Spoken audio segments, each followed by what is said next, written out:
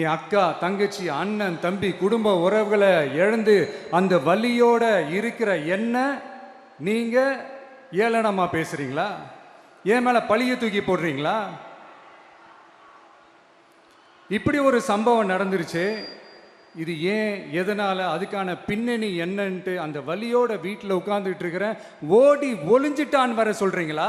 வாயின்னு முன்ன இருந்தா என்ன வேணாலும் பேசுவீங்களா?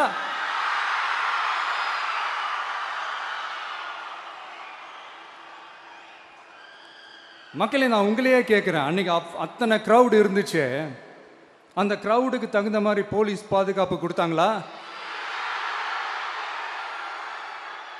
இந்த இடத்தை எடுத்துக்க சொல்லி நாங்க தான் சொன்னோம்னு ஒரு போலீஸ் ஆபீசர் பேட்டி கொடுக்கிறாரு. அதுக்கு என்ன அர்த்தம்?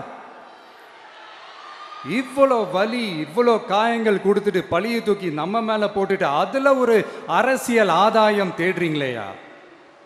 இதுல வாய் கூசாம சட்டசபையில ஸ்டாலின் சார் நம்ம மேல திருப்பி விட்டு அங்க ஒரு அரசியல் செய்றாரு. அதுக்கு என்ன அர்த்தம்?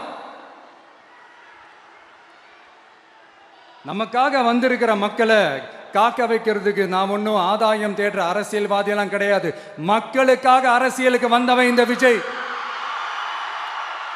எனக்காக எல்லாமும் கொடுத்த என் மக்களுக்காக எல்லாத்தையும் விட்டுட்டு மக்களுக்காக மட்டுமே அரசியலுக்கு வந்தவன் இந்த விஜய். அவங்களுக்காக நன்றி கடன் செலுத்துறதுக்காக மட்டுமே அரசியலுக்கு வந்தவன் இந்த விஜய். உங்களுக்கு தான் இந்த விஜயை பத்தி நல்லா தெரியுமே. ஆனா நம்ம எல்லாருக்குமே இத்தனை வலிகள் காயங்கள் கொடுத்தவங்களுக்கு இந்த 2026 தேர்தலில் தக்க பதிலடி கொடுத்துட்டீங்க. ஆனா அது மட்டுமே பத்தாது மக்களே, அது மட்டுமே பத்தாது. காலகாலத்துக்கும் எழுந்திருக்கவே முடியாத அளவுக்கு நிரந்தரமான ஒரு பதிலடியை நீங்க கொடுத்துக்கிட்டே இருக்கணும்.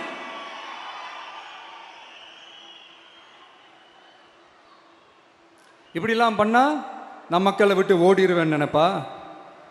யார் என்ன ஓடினாலும் நான் மக்களை விட்டுலாம் ஓட மாட்டேன். அன்னைக்கும் சொன்னேன், இன்னைக்கும் சொல்றேன், நாளைக்கும் சொல்றேன், தில்லா சொல்லுவேன், கெத்தா சொல்லுவேன். பணமா ஜனமா அப்படின்னு கேட்டா என் ஜனம் தான் எனக்கு முக்கியம்.